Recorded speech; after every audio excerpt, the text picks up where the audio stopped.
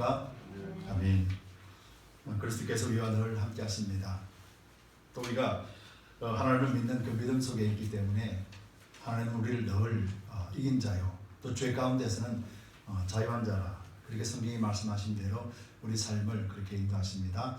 우리가 그 삶을 깨닫고 그리고 그 삶을 여러분들 삶 속에서도 누리시기를 바랍니다. 그래서 여러분들 가정과 여러분들 생업과 여러분들 한 분 한 분의 삶 속에서 죄에 대한 자유함이 무엇인지를 계속해서 누리고, 또 우리 육체와 우리 영적인 이 모습이 무엇인지를 매일같이 확인하면서 그리스도와 동행하는 그런 삶이 되기를 예수님 이름으로 축복합니다. 오늘은 종료주일입니다. 종료주일은 우리가 다 알잖아요. 종료주일은 예수님께서 이제 예루살렘 성으로 이제 들어오신 날이에요. 그래서 이제 예수님의 여정은 다른 것 다 제쳐두고 이제는 그 십자가 죽음을 향한 여정입니다. 이제 십자가 죽음을 위해서 이제 예수님께서는 예루살렘 들어오셨어요. 근데 수많은 사람들이 예수님을 맞이합니다.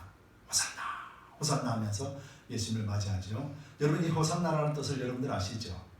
호산나라는 의미는 지금 나를 구원하소서라는 말이에요. 호산나, 호산나 하는 것은 지금 나를 구원하소서라고 하는 거예요. 근데 그 당시에 이제 호산나라고 했던 사람들은 지금 나를 구원하소서라고 하는 진정한 의미를 잘 모르고 있었죠. 예수님이 기적과 이적을 행하셔서, 그리고 또 예수님이 왕으로 오셔서 정말 통치하는 그 모습을 바라봅니다. 그래서 예루살렘으로 들어오셔서 예수님이 이제 모든 통치를 잡으시고, 그래서 우리를 이 로마의 그런 속박에서 벗어나고 다른 사람들의 그런 압박에서 벗어난 참 자유한 삶을, 이제부터는 인생 피웠다라고 하는 그런 의미를 가지고 그들은 호산나, 호산나 하고 환영을 했습니다. 여러분, 그리스도인이 아닌 사람들도, 그리스도인인 사람들도, 믿는 사람이나 믿지 않는 사람이나 다 우리 모두 다가 우리가 이 땅에 발을 붙이고 살지요. 그리스도인이라고 해서 이 땅에서 한 30cm 붕 떠서 사는 건 아니잖아요. 똑같이 살아갑니다. 이 말은 무슨 말이냐면, 이 땅에 전쟁이나 기근이나 환난이나 핍박이나 전염병이나 그런 어려움들이 있을 때에 똑같이 그것을 경험하게 된다는 의미예요.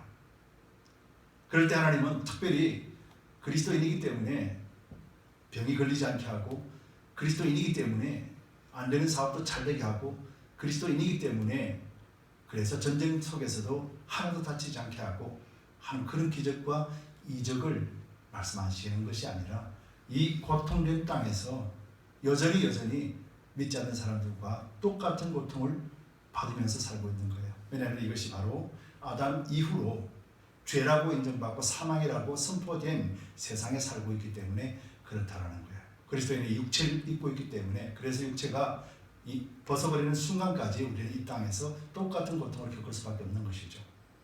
그런데 이 똑같은 고통을 겪으면서 우리가 어떻게 구별된 삶을 또 살아내야 되며, 또 믿음이라고 하는 세상과 완전한 다른 것을 우리가 어떻게 보여줄 수 있겠느냐 하는 것이죠. 여러분, 이것을 우리는 잘 생각을 해야 됩니다. 그래서 이것은 우리가 어떤 삶을 살아야 되는지 성경이 말씀해주고 있는 것처럼 이 환난과 고통 속에서 똑같이 살아가면서도 이 모든 환난이나 고통의 원인이 무엇인가에 대해서 우리는 잘 알아야 되거든요. 바로 이것이 성경에서 말씀하시는 것은 인간의 죄를 이야기하시는 거예요. 그런데 이것을 회복을 위하여서 예수님께서는 오신 거예요. 전쟁이 없게 하고, 그리고 또 지진과 기근 이런 것들이 없게 하기 위하여서, 이 땅에 없게 하기 위해서 오신 것이 아니라는 것이죠. 우리가 이 의미를 잘 알아야 됩니다. 하나님께서 회복하시겠다라는 것은 어차피 멸망받을 수밖에 없는 이 땅, 영원하지 않는 이 땅에서 영원하신 하나님을 볼 수 있는 그런 영적인 삶을 살 수 있게 만드시기 위하여서 예수님이 오셨습니다. 이것이 우리가 믿는 예수님이에요. 이것이 우리가 생활하는 신앙 생활의 본래의 의미예요. 그래서 우리가 이것을 말씀에서 잘 알아야 됩니다. 그래서 어떤 면에서 보면은 우리는 이 땅이 어떻게 하면 회복이 된다는 것, 그리고 수많은 사람들이 오늘 또 죽어가고 있는 사람들이 어떻게 하면은 영원한 생명을 가지고 있는지, 영원한 생명을 살 수 있는지 우리는 다 알고 있는 거예요. 믿는 사람들은 다 알고 있습니다. 그래서 어느 부분까지는 이 땅이 구원받지 못한다면, 많은 사람들이 구원받지 못하고 그대로 죽어가고 있다면 그에 대한 책임이 그리스도인들에게는 있다는 사실을 우리가 잘 이해를 해야 될 줄 믿습니다. 32절에 보면은, 오늘 참 본문의 20절을 보면은요, 본문 말씀을 보면은 이제 예루살렘에 들어오는 사람들 속에 많은 군중들이 있습니다. 오늘 본문에서는 헬라인이라고 특별히 지칭을 하면서 헬라인 몇 명이 예수님을 뵙기를 위하여서 빌립을 찾아오는 내용이 시작되면서부터 오늘 본문의 내용이 시작돼요. 당시 호산나 호산나 외친 사람들은 다 예수 그리스도의 그 십자가를 생각지 못하고 그리스도의 표적과 이적을 본 사람들이죠.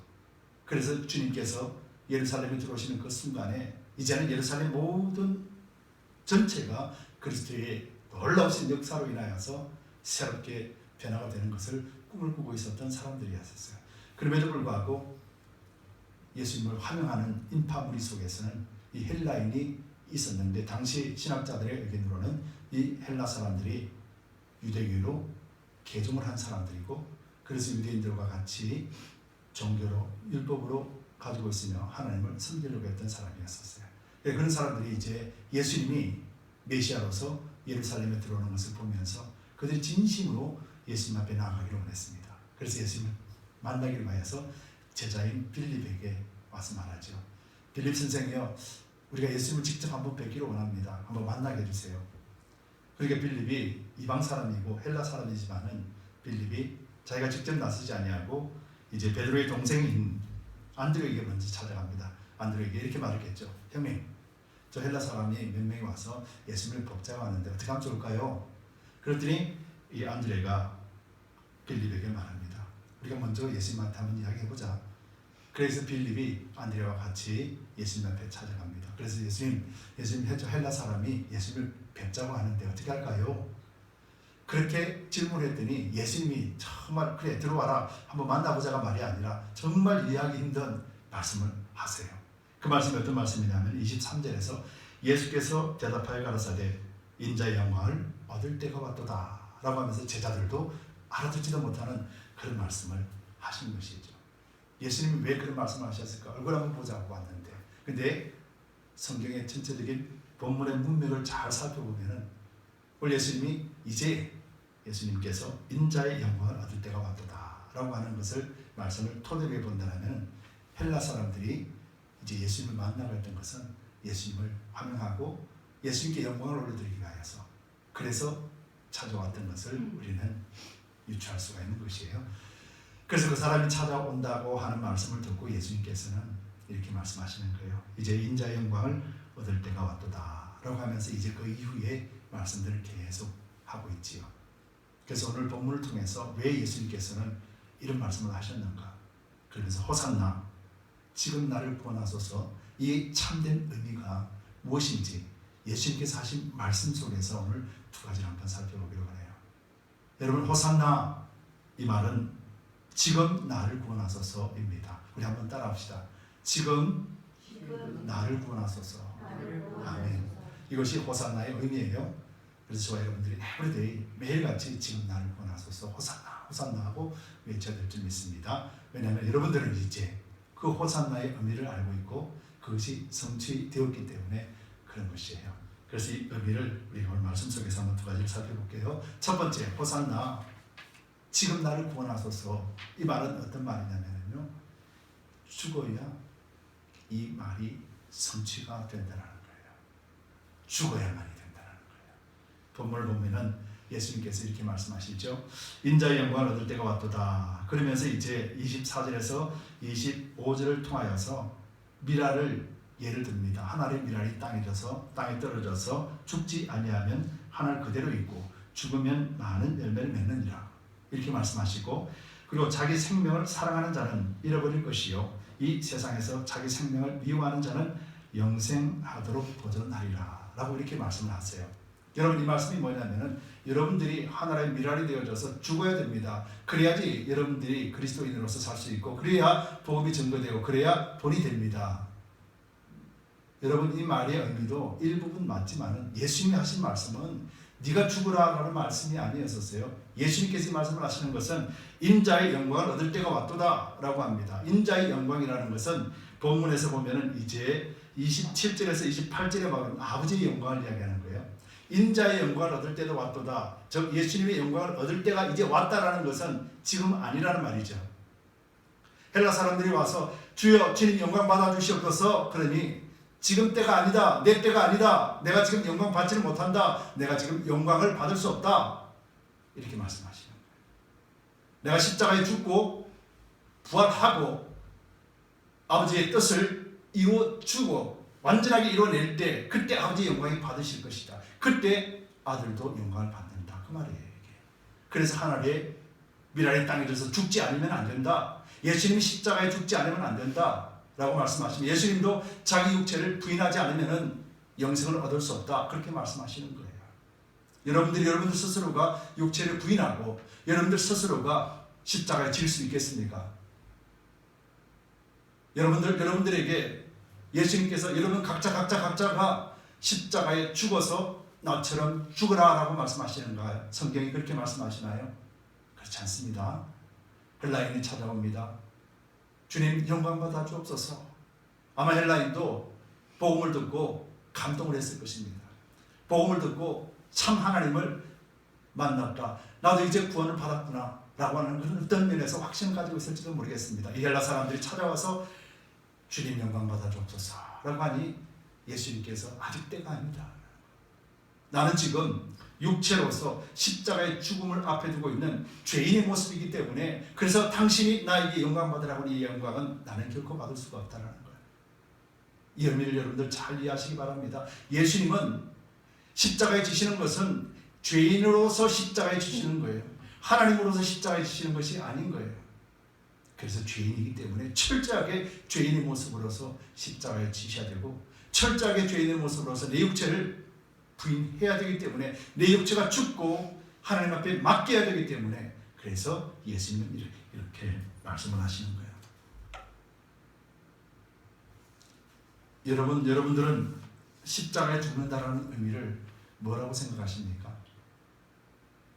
갈라디아서 2장 20절에 사도 바울은 이렇게 말합니다. 내가 그리스도와 함께 십자가에 못 박혔나니. 바울은 살고 있습니다. 바울은 살았음에도 불구하고 내가 십자가 예수 그리스도와 함께 지금 못 박혔다, 그렇게 말하는 거예요. 함께 못 박혔다라는 거예요. 그러면서 그런즉 이제는 내가 산 것이 아니요 오직 내 안에 그리스도께서 사신 것이라. 그래서 나는 죽은 존재이기 때문에 예수 그리스도와 함께 십자가에 못 박혀 죽었고 그리스도와 함께 부활했기 때문에 내 속에는 이제 내 육체가 아니라 그리스도께서 나를 주장하신다, 그렇게 말하는 거예요. 그러면서 이제 내가 육체 가운데 사는 것은 나를 사랑하사 나를 위하여 자기 몸을 버리신 하나님의 아들을 믿는 믿음 안에서 사는 것이라 라고 고백을 합니다. 여러분, 이 고백이 사도 바울만의 고백이 되어서는 안 되는 것이죠.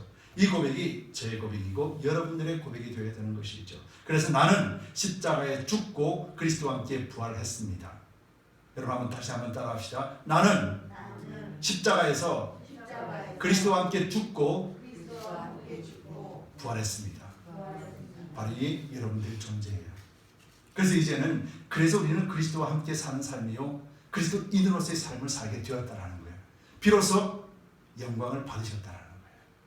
헬라인도 예수님 십자가에서 죽고 부활하시고 난 다음에 성령이 헬라인에게도 들어와서 비로소 헬라 사람들도 하나님 앞에 찬양 드리고 영광 돌려드리는 것을 하나님이 비로소 받으셨다라는 거예요. 지금 그 말씀이에요.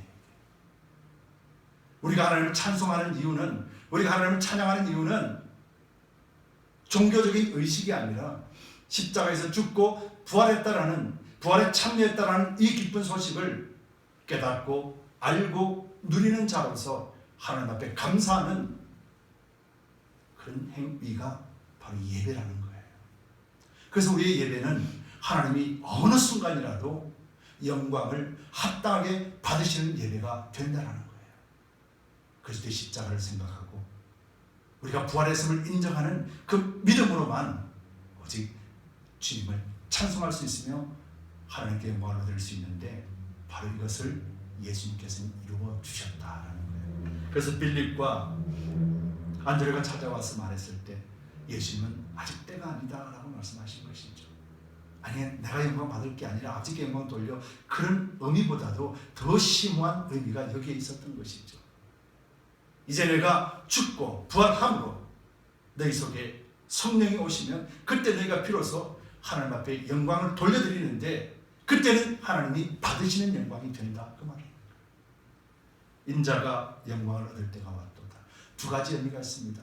아직 영광을 얻을 때가 아니라는 것이죠. 십자가에서 죽어야만 영광을 돌려드릴 때가 된다는 것인데, 이 영광은 이제 누가 물어왔습니까? 헬라 사람이었어요. 이방인이었습니다.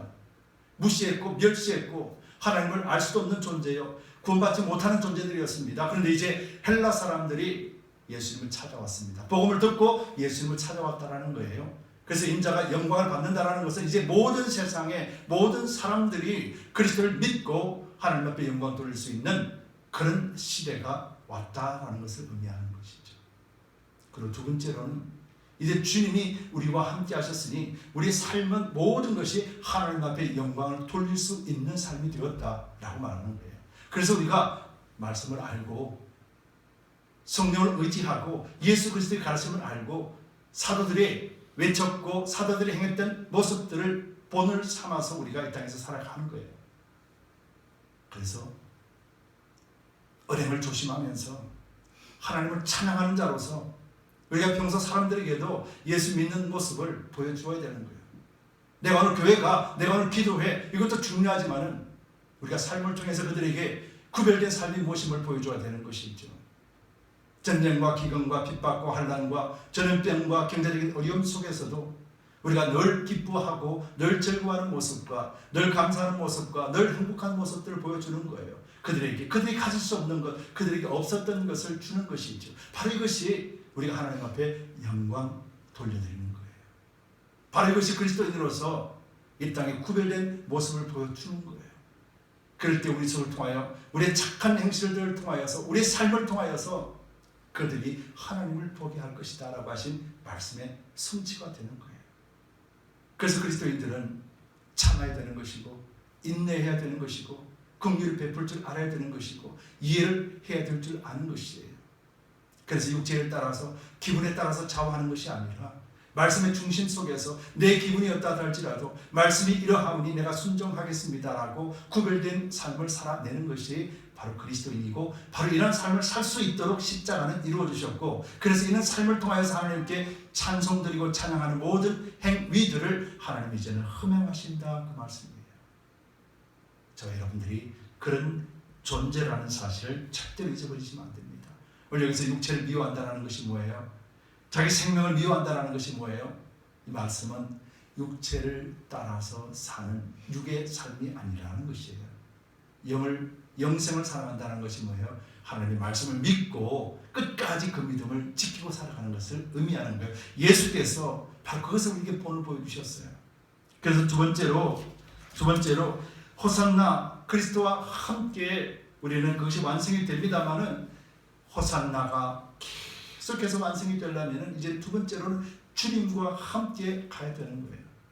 여러분, 주님과 함께 간다는 것은 예수께서 호산나하는 그들에게 말했던 이 모습과 십자가에 죽으시며 부활하셨던 그 모습들을 기억하면서 가는 것을 말하는 거예요.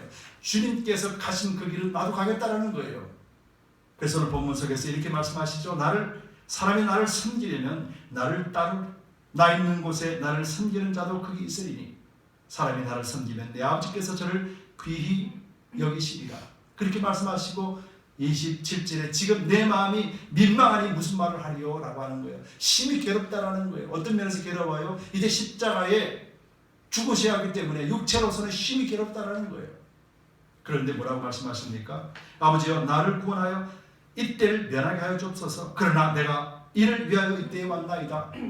아버지여, 할 수만 있다면 이 십자가 죽음을 나로 하여금 면케해 달라고 예수님의 육체는 부러지셨습니다. 그런데도 예수님께서는 이때를 위하여 나를 하나님께서 세워주셨으니 하나님의 뜻대로 해달라고 영의 사람으로서의 본을 보이는 거예요. 예수님은 완전한 육체를 가지고 계시며 예수님은 영으로서 함께 하셨습니다. 그러나 예수님은 철저하게 인간의 모습을 통해서 우리에게 본을 보여주신 것이에요.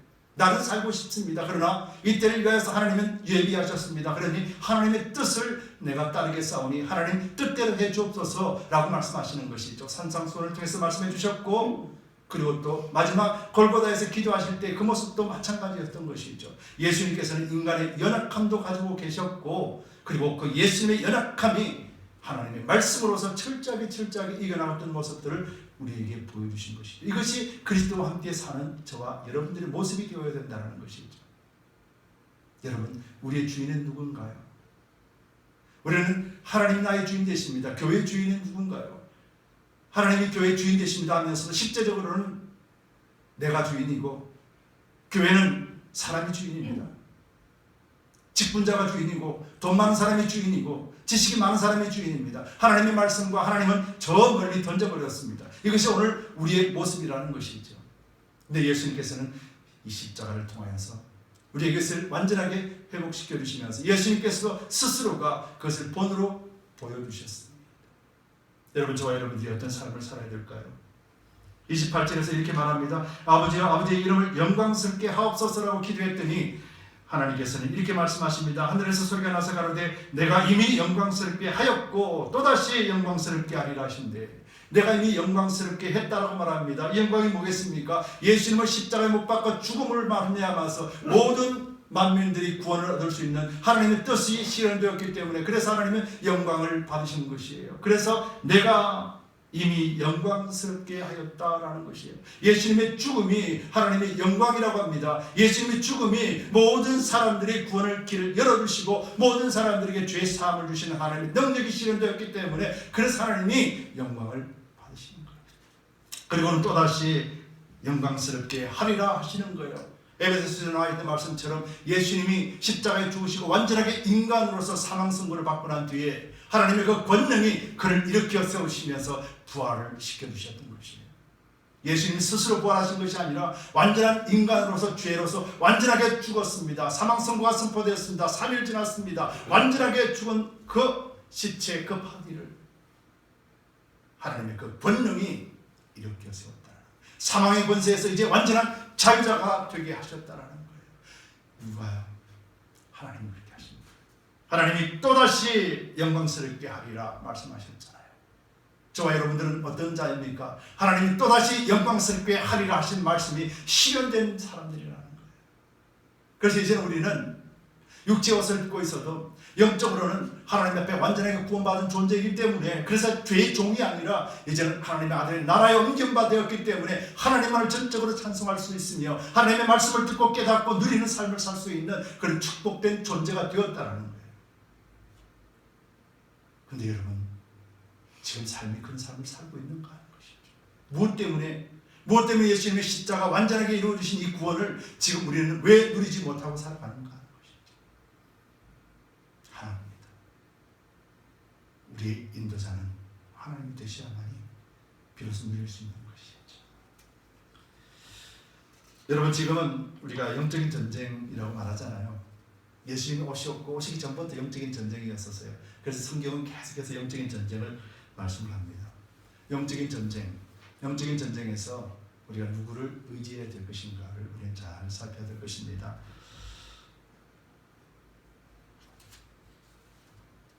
요즘 지금 한참 전쟁을 치르고 있는 우크라이나와 러시아 전쟁을 한번 봅시다.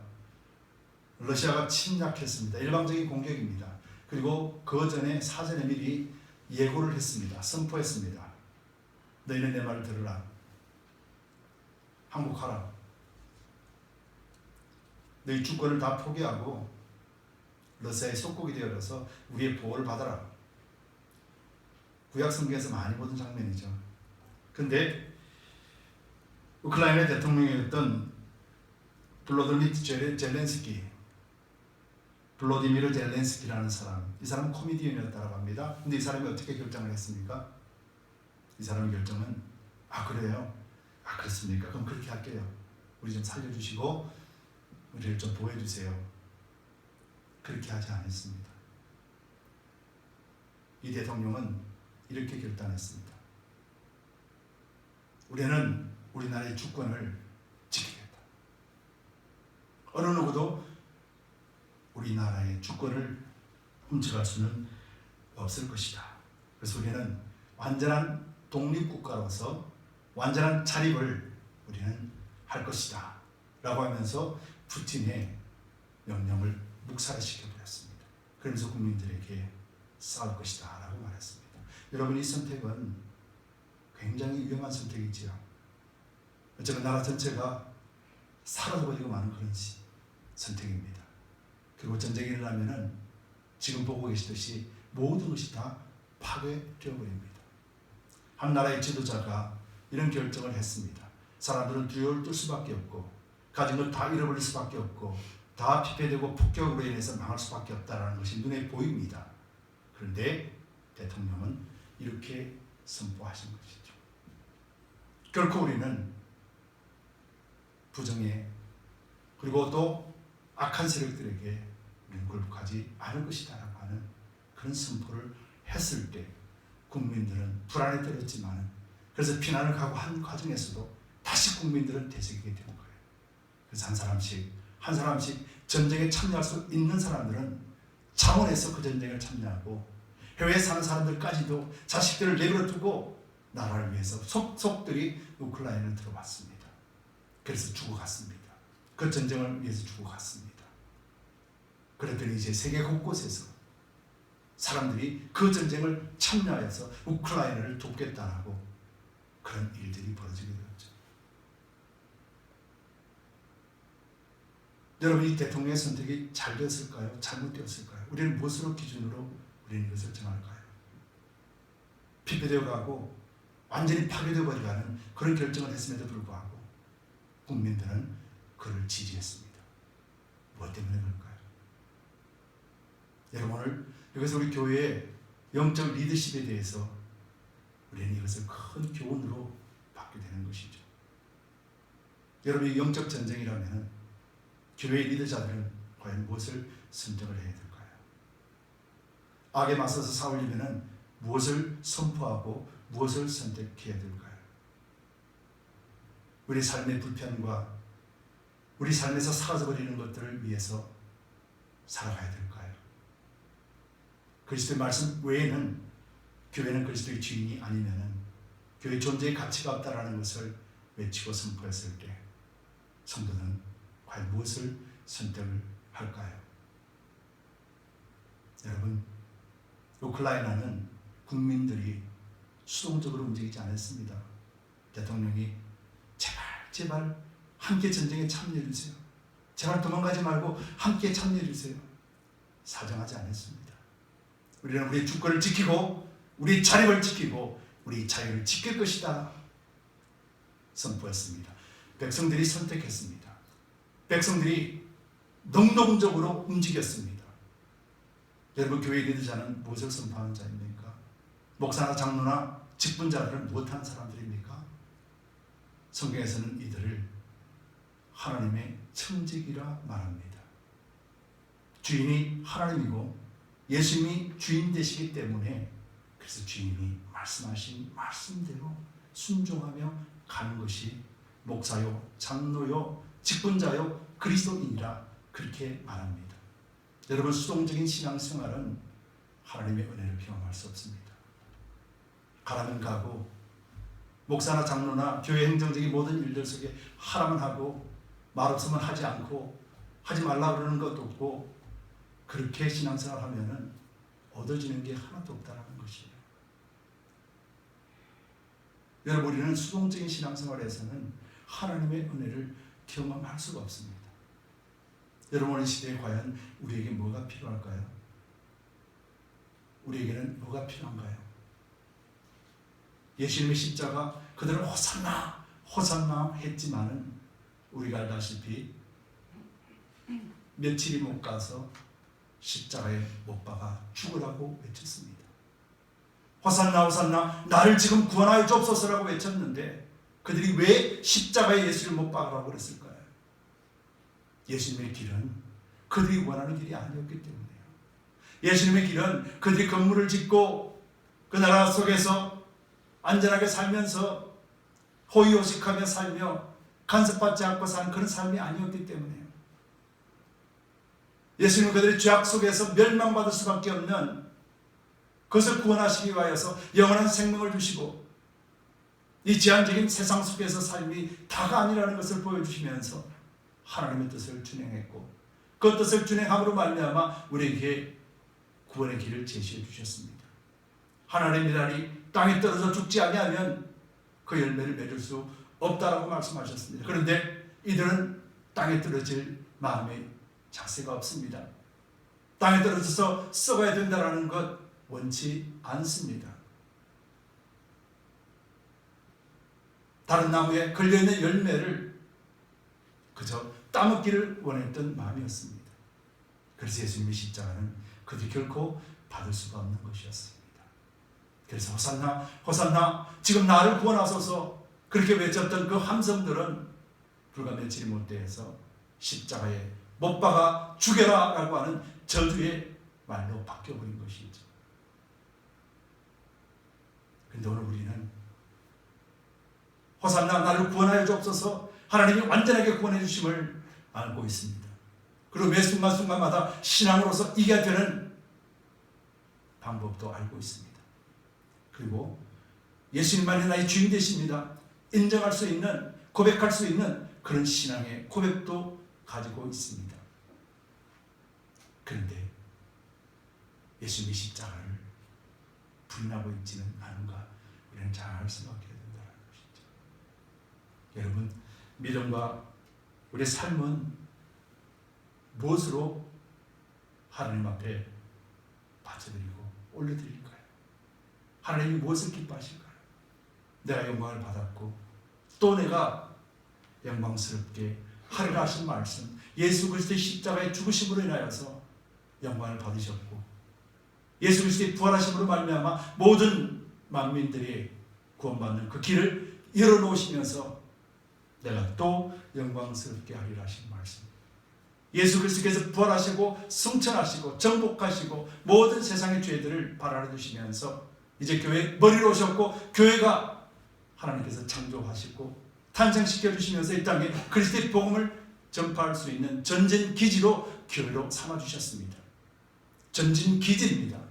그곳에서 모든 전략과 무기들이 나타나고 이를 인해서 공급하면서 세상과 전쟁을 치르는 곳이 바로 교회 공동체라는 것이죠.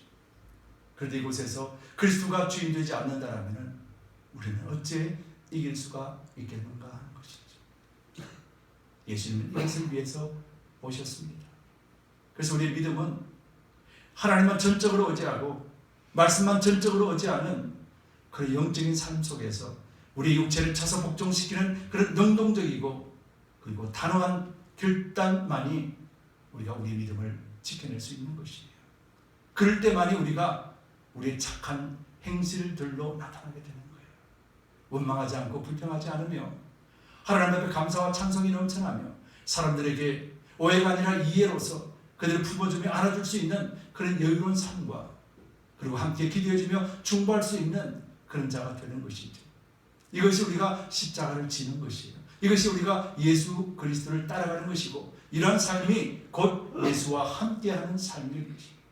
예수님께서는 그렇게 말씀하는 것이죠. 내가 나를 섬기려면 나를 따르라. 나를 섬기는 것은 예수님을 따르는 것입니다. 예수님을 섬기는 것은 예수님을 따르는 것입니다. 잘 생각해 보십시오. 예수님을 섬긴다라는 것이 어떻게 섬기는 것일까요? 예수님이 가르쳐 주신 말씀을 섬기는 것이죠. 말씀을 따라가는 것이 바로 우리가 섬기는 삶이라는 것을 절대로 잊어서는 안 될 것입니다.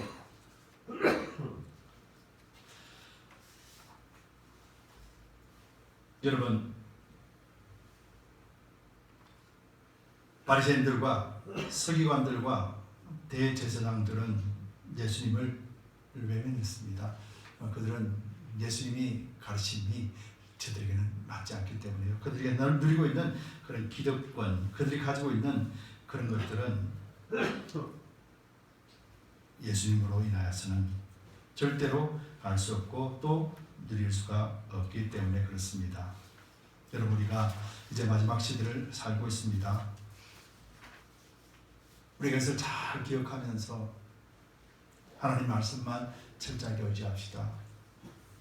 독일의 신학자였던 벵겔은 이런 말을 했습니다. 우리 영혼이 우리 자신의 생명을 미워함에 도달하는 방법은 그리스도의 말씀이 푹 적시움에 있다라고 벵겔이라고 하는 독일 신학자가 이런 표현을 썼습니다. 우리가 우리 스스로를 미워할 수 있는 길은 하나님의 말씀으로 우리를 충만하게 채워지는 길 외에는 없다라는 말씀이에요. 여러분, 종료주일 예수님이 오심에 호산나 호산나 하던 이 외침이 십자가에 못 박으라는 외침으로 바뀌지 않으려면 예수님의 십자가의 의미를 깨닫고 예수님의 십자가로 인하여서 우리에게 주신 참된 자유가 무엇인지를 알고 그리스도를 닮아가는 삶이 무엇이며 우리가 세상 속에서 그리스도를 닮아야 되는 이유를 잘 알고 우리의 은행을 우리의 신앙적인 그런 믿음의 삶을 계속해서 쉬지 않고 살아내는 것임을 잊지 마시고 여러분, 한 주간도 그리스도 안에서 승리하시기 바랍니다. 예수님의 십자가를 의지하여 일주일 삶을 호산나 호산나 외치며 여러분들 삶이 더욱더 풍성한 은혜의 장이 되기를 예수 그리스도의 이름으로 축복합니다.